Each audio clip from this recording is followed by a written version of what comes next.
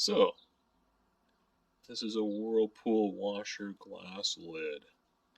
It's $400 to replace it. The glue let go. It glues the plastic to the glass. And then that broke. It's the #1 search for this particular model. We'll give this crap a try. See what happens.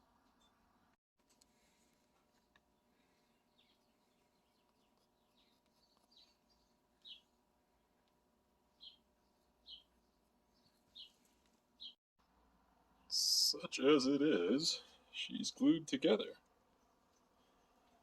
So, still kind of schmooey. Check back later. The clamps are off. I wiped it down with some acetone. Now we'll just let it cure.